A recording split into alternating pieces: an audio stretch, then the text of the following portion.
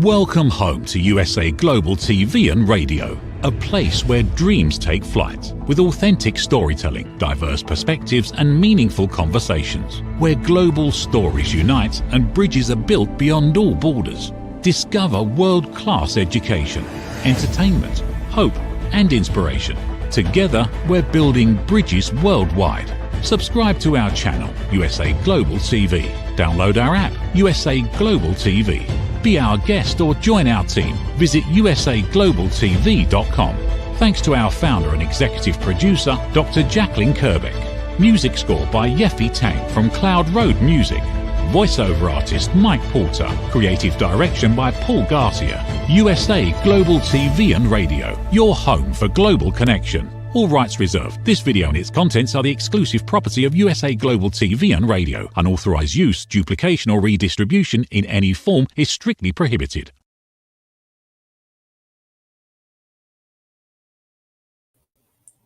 Hello and welcome to the Persistence Payoff Show. We're here on USA Global TV and Radio. I'm your host, Kimberly SCHAFER. Persistence has always been an important part of my life since I was young, but has taken on an especially important meaning in the last few years. I've started my second chapter in life as a first-time inventor and entrepreneur. I'm the inventor of the Ring Thing, which is a waterproof patented ring holder. And certainly persistence has been a critical element of my moving forward with that and getting the success that I've had. One thing that I've learned, especially during this show, is that persistence can take many different forms. It can be establishing a goal and persisting in getting that goal accomplished, whatever form that takes. There can also be some complications that come into it or added features where sometimes there might be a shorter way that's easier and takes less effort and lets you get to your goal more quickly, but it's not as authentic. And so if you choose to stay authentic and stick with the longer and perhaps harder route, you still get your goal, but in a way that's authentic and you feel good about it. I think that our guest today is a perfect example of this. Alison McBain is an author who writes human-created books, not using AI in any form. Her books have won more than 13 awards, including the Forward Indies, and her latest novella, Duel, took third place in the 3-day novel contest. When she's not writing for herself, she's a ghostwriter, and she's written more than 24 books. She also is an award-winning editor for celebrity authors, as well as New York Times bestselling authors. In 2024, she started a really fascinating project called Author versus AI. She started this about a third of the way into the year, and the goal was to write a book a week without using AI in any form. And she did that. She wrote 34 books in 2024, which I think is quite remarkable. When she's not writing or helping other people with writing or editing, she's the associate editor of a magazine called Scribes Micro. And she also loves to draw on the walls of her home with the assistance of her children. She lives in Alberta, Canada, and I'm delighted to have her here with us today. So please welcome Alison McBain. Oh, thanks so much for having me here. It's lovely to be here. Yeah, thank you so much. I'm thrilled to have you on. I feel like there's so many questions that I have to ask you. I'm fascinated, and I really respect what you're doing in terms of sticking with human-generated books instead of using AI. And I thought maybe we could start with your project last year of Author versus AI and writing a book a week without using any AI. Can you just tell us about the project and what your inspiration was?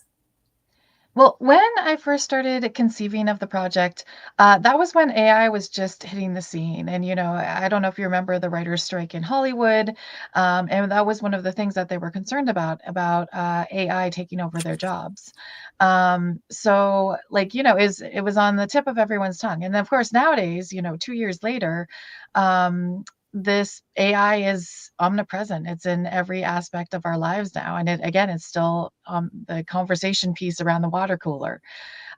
So I started this project because I wanted to inspire writers, because I have a lot of conversations with writers as an editor, as a writer myself. And a lot of them were saying, well, if AI is just going to take over my job and write all the books for us, why should I? And I wanted to show that, human creativity is still important, and it's still important today, even years down the road. And it can't be taken over by the terrible machines. They're not going to come for our jobs. That we still have stories to tell. Yes. Yeah. I totally respect that and agree with you. And I'm curious, when you were doing this and writing a book a week, at the beginning of the project, did you map out all of the topics for the 34 weeks, or did you, how each week, how did you decide what to write about? Oh, definitely. I had, well, the project was only for 2024. I took about 6 months of preparation ahead of time to do all the preparation. So chapter by chapter outlines, character sketches. So each week, all I had to do was sit down and figure out which book that I wanted to write that week. But I had all of it mapped out ahead of time. So all I had to do was write. Wow. I think that's remarkable and good for you. I mean, that's a very intense year that you had. And do you feel at the end of it, do you feel that it accomplished its goal? Definitely. It started a lot of conversations, sort of like the one that you and I are having today. Um, Mhm. so I think it did. I had other authors say that it was inspiring and that they will continue writing because of it. So I think, if I just get one, you know, wannabe writer to put pen to paper, I think that I've accomplished my goal, and I did. Yes. And can you tell, you do editing as well as ghostwriting. And when you're editing, can you tell if the person who's giving you the material has used AI to generate that material? Definitely, and especially in my job as a publisher for our magazine, Scribes Micro. Even though our guidelines say no AI created work, we still get those. Some people try to sneak them in, and I would say 99.9% of the time you can tell right off the bat. The thing about AI writing, I don't know if you've seen any of it yourself. It tends to be more repetitive. It tends to not have good dialogue. It tends to be a lot of summary. So while some of it, can pass for writing tasks such as like writing advertisements, it's great for that. For creative writing, it really needs the human element. It needs that subtlety for people to really enjoy the story, I feel. Yeah, that makes really good sense. And can you tell us about your novella duel and the 3-day novel contest? Is that as it sounds that you had to write a novel in 3 days? Yeah, it's more like a novella. It really is. Mhm. So most of the books that end up placing in the contest are about between 22 to 30,000 words, I would say. Um, and so when I conceived of this project, a friend of mine who's an editor said, "Well, have you heard of this thing, 3-day novel contest?" I was like, "No, I've never heard of it." But apparently it's been going on for decades. And he encouraged me. He said, this would be a good start to your project. So why don't you give it a try and see if you can actually do it? So it takes place over the Labor Day weekend, and you sign up for the contest online, and you do all your writing at home. But you literally have those 3 days of the Labor Day to produce something that is slightly coherent, hopefully. And my story actually, and I was very happy. This is my first year entering. I was very happy for my story to get so far, and it was very personal to me too. It was a fiction story, but it was about a mom who moves from the United States to Canada with her daughter, who just happens to be a ghost. So it had a bit of a supernatural element to it too, but it sort of paralleled what I did about 3 years ago. I moved from the U.S. to Canada, and I pulled a lot from my own experience, and so it was a very wonderful story to write. Yeah. Oh, that sounds fascinating. And I suppose I can imagine that if you have a very limited period of time, you're just focused on getting it out. You can't let yourself get distracted by anything else, which, speaking from personal experience, that's one of the things that I struggle with. And so I can imagine with a time limit like that, you just have to get it done and focus on it. What a great, what a great contest. It's fun. You Um, should try it. You should. It's a lot of fun.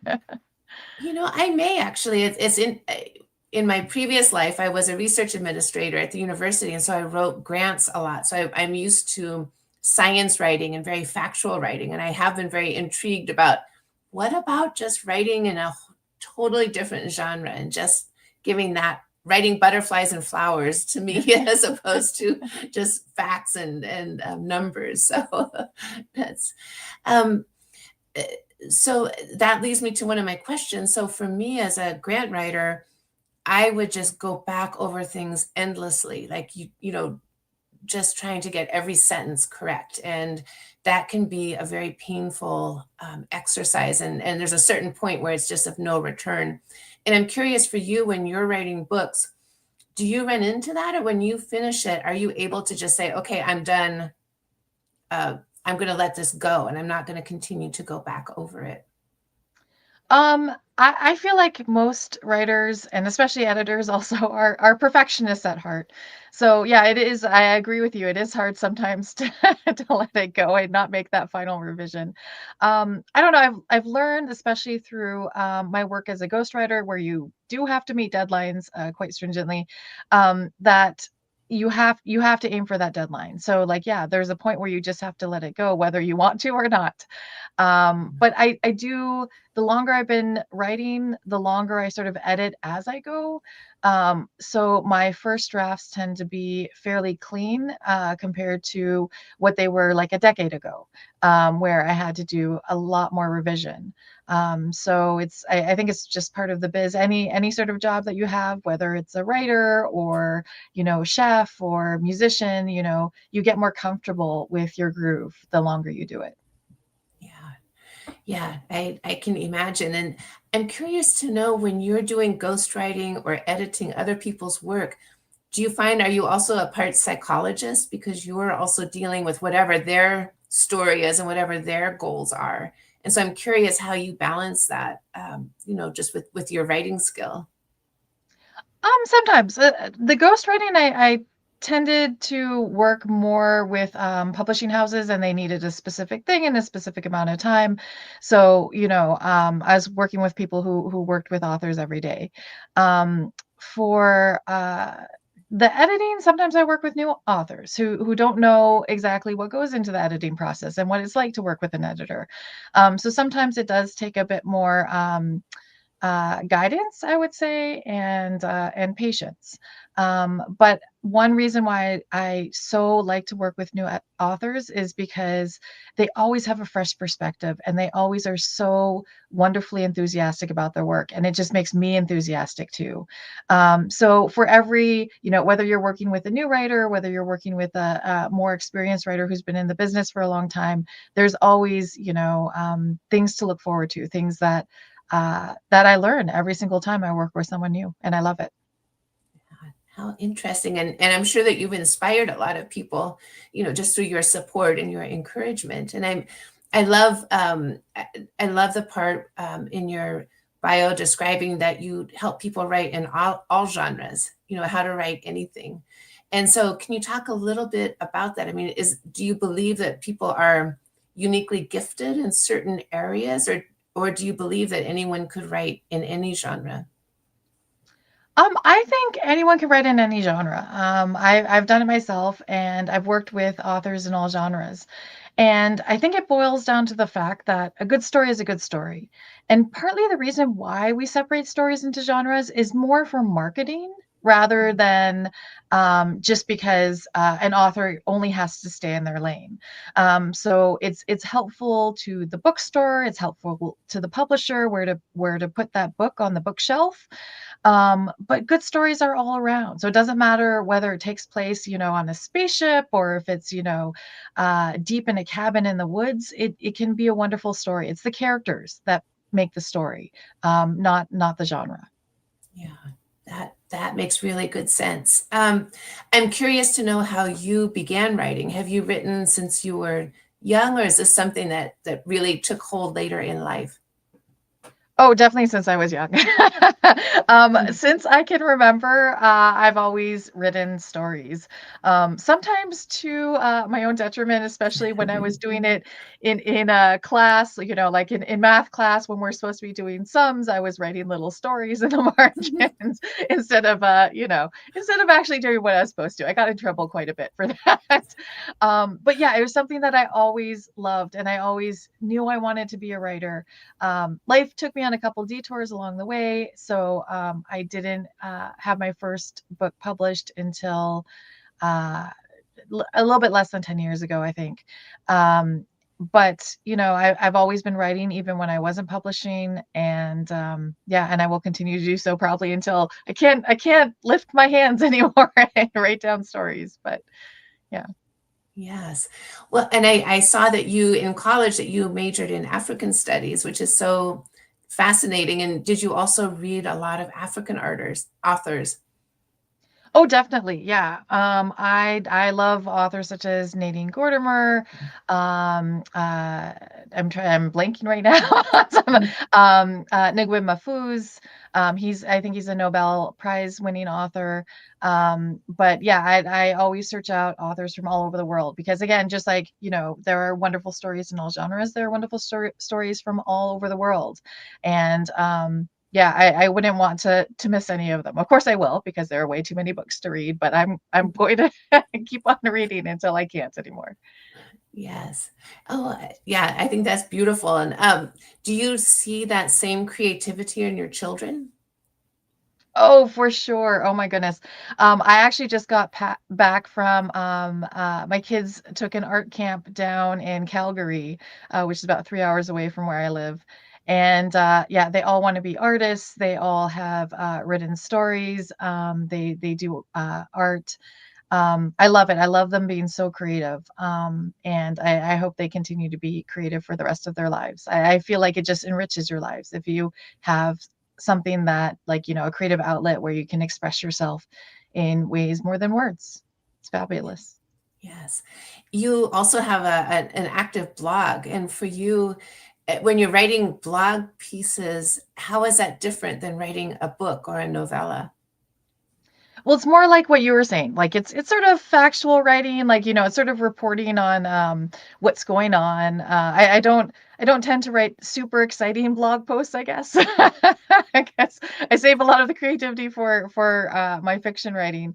But yeah, I like to sometimes interview other authors, artists, comic creators. So sometimes I'll have interviews on my website, but then a lot of it will just be like saying, "Oh, well, I just had a story published, or I just won this award," something like that. So, but it's very, it uses a different part of your brain. Like there's a lot of marketing around being a writer too. It's not just you write the words and send them off and you never see them again. No, you talk about your writing, you do the blog posts, you go on social media. There's a lot of material and events around the writing these days, I would say.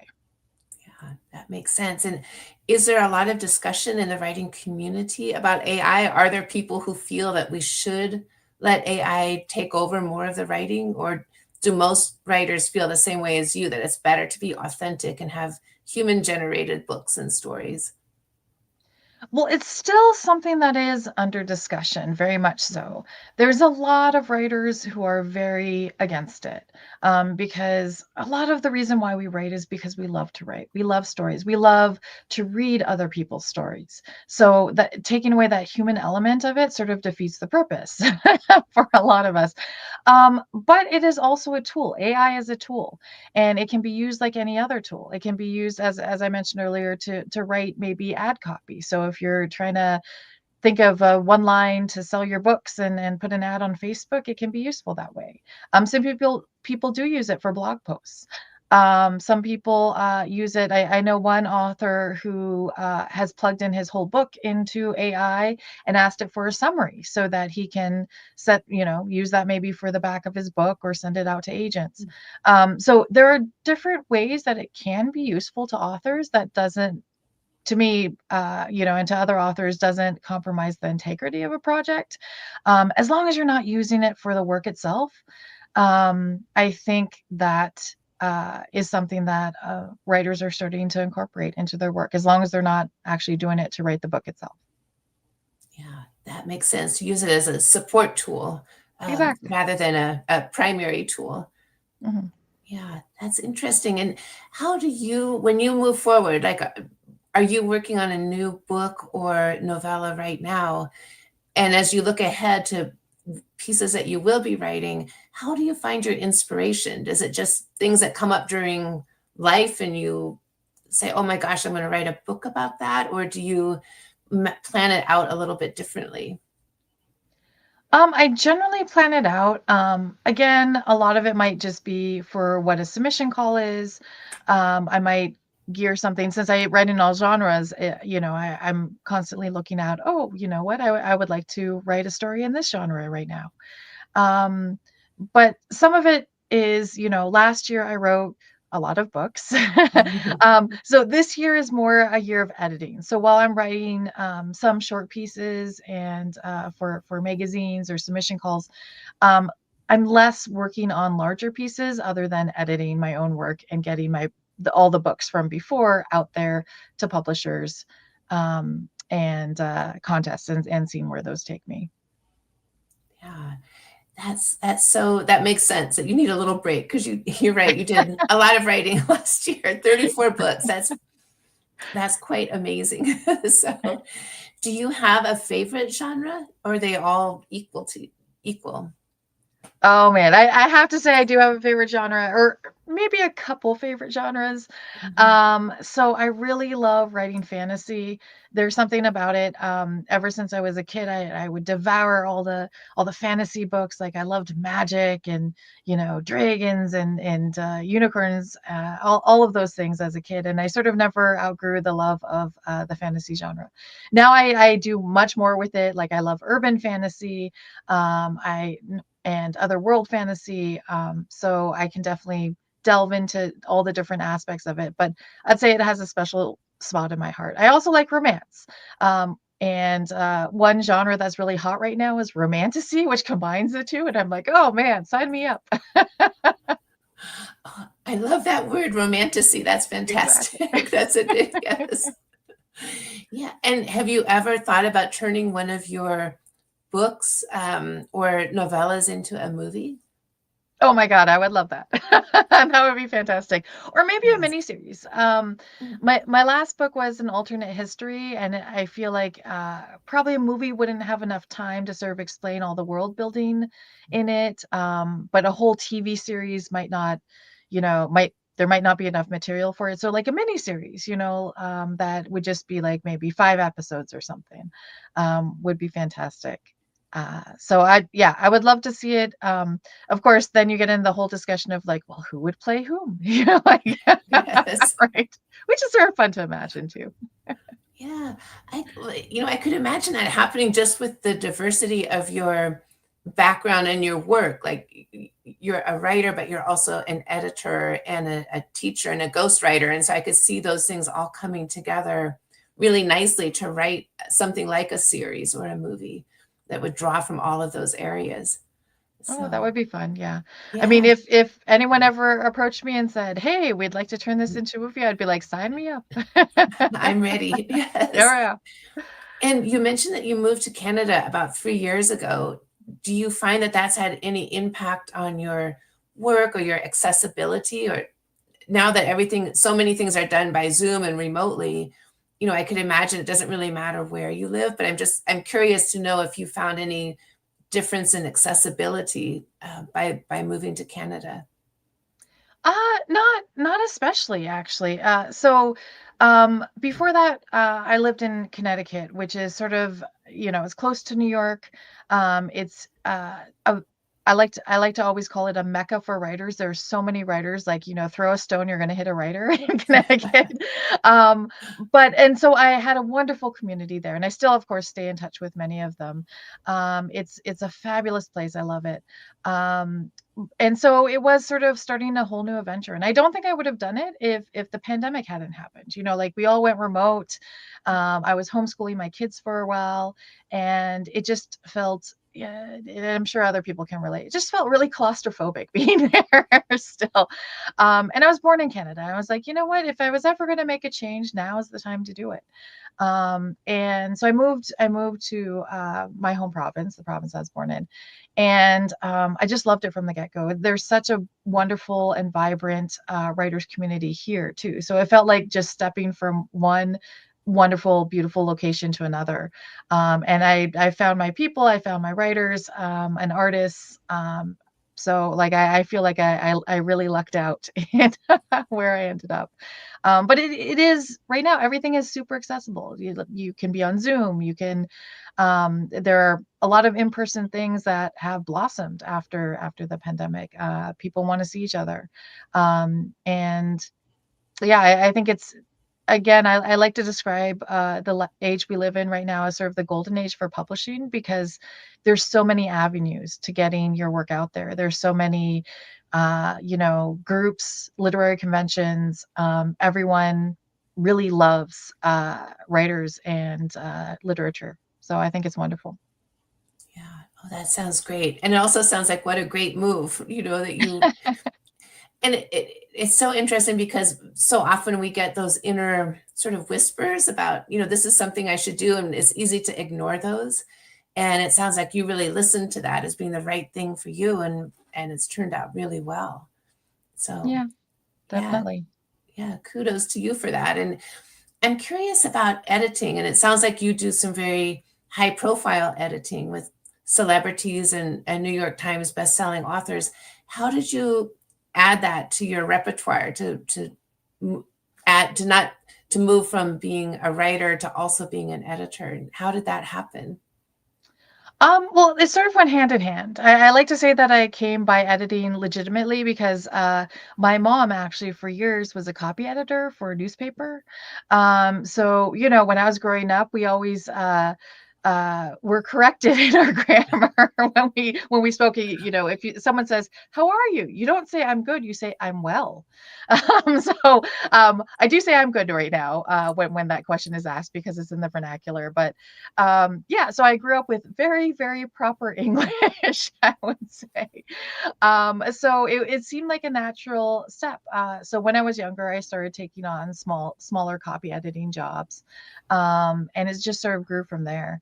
I do enjoy editing. I do enjoy very much working with authors, especially new authors. Very exciting to work with. But I think my true love is definitely writing. But they sort of go hand in hand because I feel like anytime that I'm working with a client, whether, as you said, it's a New York Times bestseller or it's a brand new author who has never even thought about publishing, I learn something. And that's one thing that I really like. I learn something from everyone I work with, no matter what walk of life they're from. Yeah. No, I think that makes really good sense. My father was a sociology professor, and so I grew up the same way where in his classes, if people made more than 3 typos in their papers, he would cut them down by a grade. And so Oh we my just grew goodness. up, yeah, we grew up very particular about our writing, and Yeah. that's helped me a lot, although it was challenging sometimes as a young person, but Yes. it worked out well. This show is focused on persistence, and I'm curious to know, in your own writing and as you work with others, what have you learned about persistence, and what role do you feel that plays in successful writing? It is the key, I would say. I like to say that the only difference between a published writer and an unpublished writer is persistence, is not giving up. Because we all start out in the same place. Like when you start out writing, I don't think anyone, is born with a pen in their hand. First drafts are always not great. And it takes a lot of work. It takes a lot of work to make it better. And it takes a lot of experience. It takes working with other writers, working with editors to actually produce a finished book. I'm guessing most people don't know how many hands actually go into producing a book.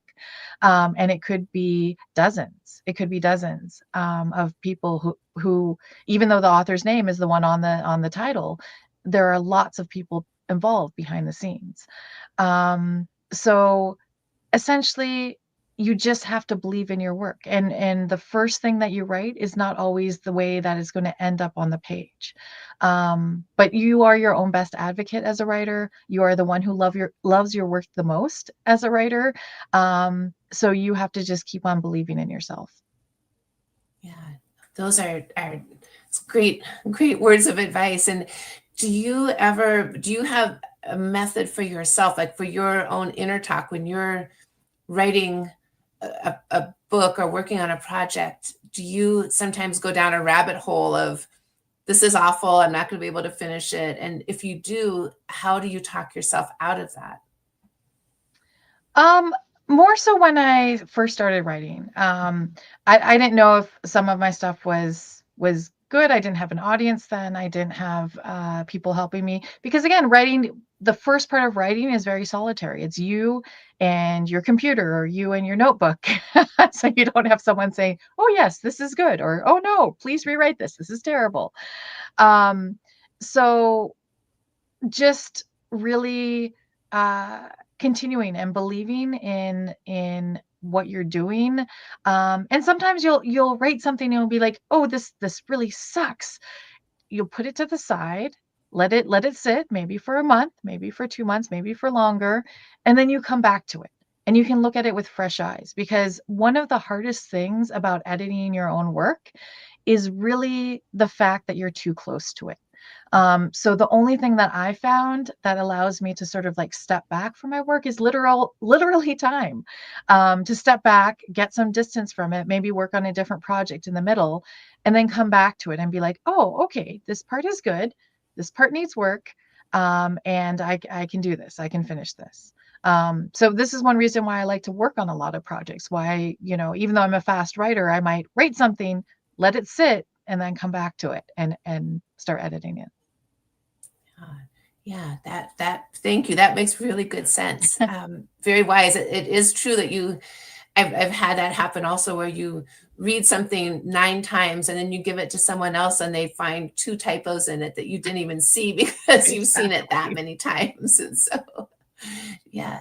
Do you think that your project last year with the author versus AI has inspired other people to try the same? I mean, I think it's such an amazing initiative that you did.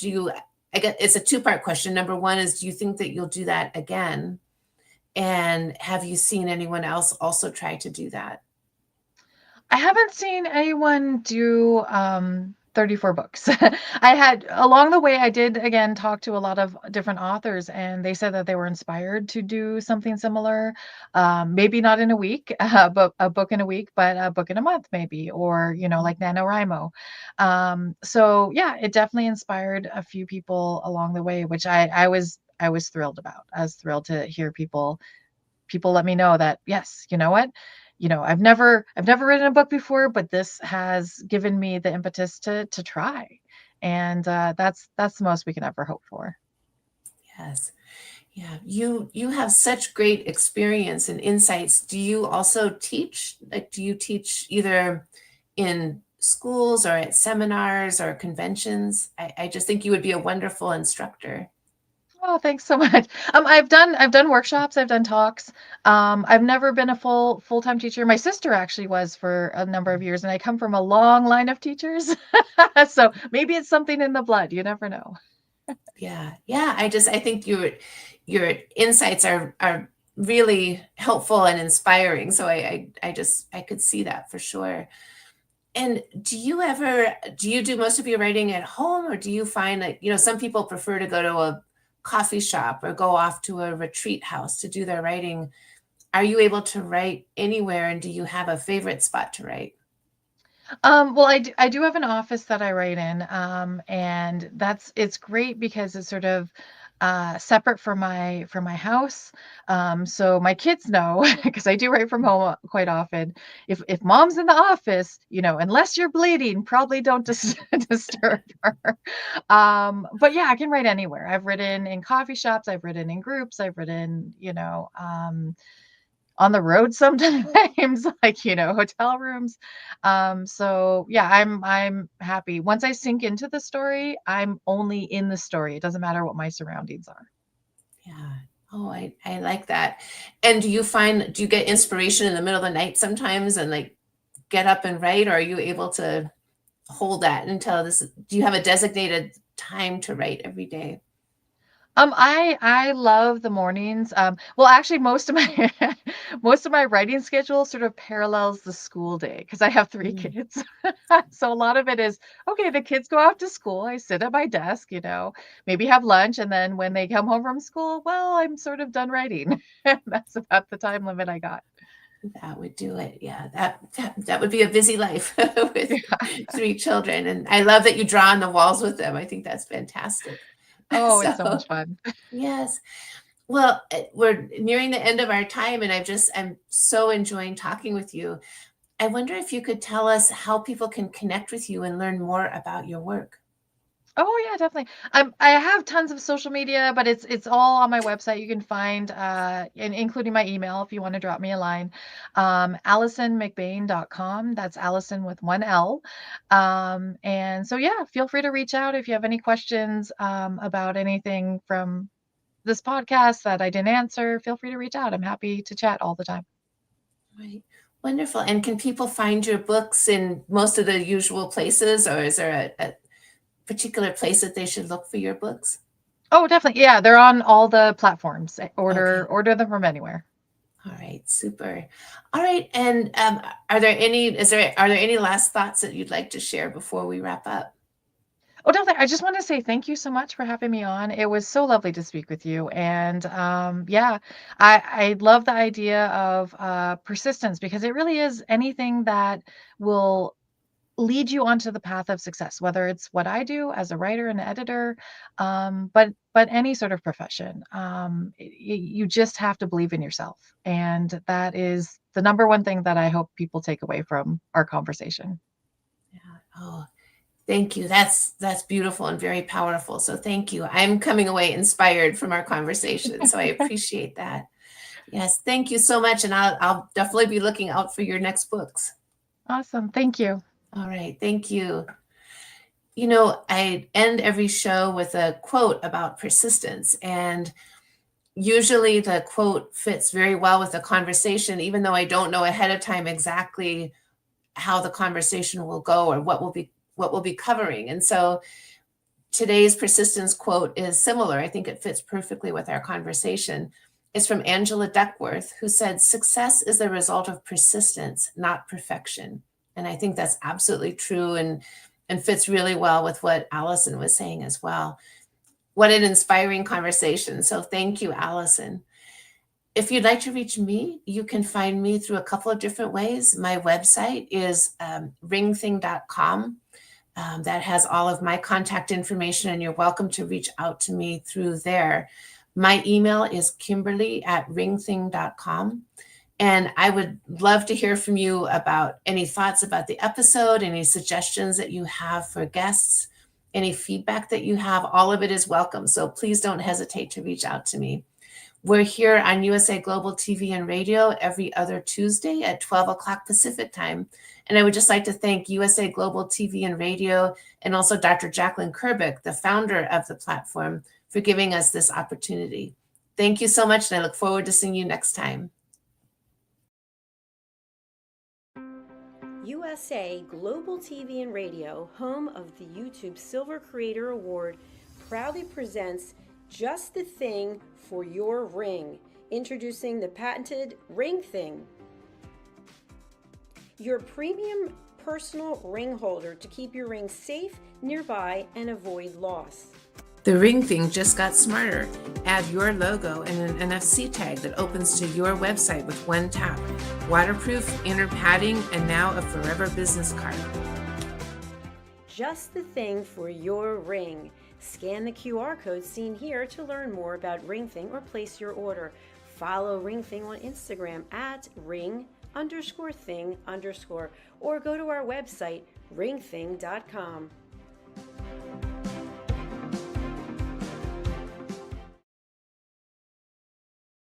Thank you, viewers and listeners of USA Global TV and Radio, for joining us today. We're honoured to have your time and attention as part of our global community. At USA Global TV and Radio, we believe in the power of authentic conversations, meaningful connections, and creating a world of possibilities together. Want to be part of something bigger? Join our team of elevated listeners at usaglobaltv.com, a space where your voice matters and your ability to listen transforms relationships. Stay connected with us across all our platforms for thought-provoking discussions, expert insights, and empowering stories. Subscribe to our channels at youtube.com/c/USA Global TV. Follow us on social media and explore the endless opportunities we're creating for growth, learning, and inspiration. Together, we're not just broadcasting, we're building bridges and changing lives one conversation at a time. For inquiries, contact us at info@usaglobaltv.com. Music by Johnny Dies. Produced by Executive Producer and Director Dr. Jacalyn Kerbeck. Voiceover by Mike Porter. Creative Direction by Paul Garcia.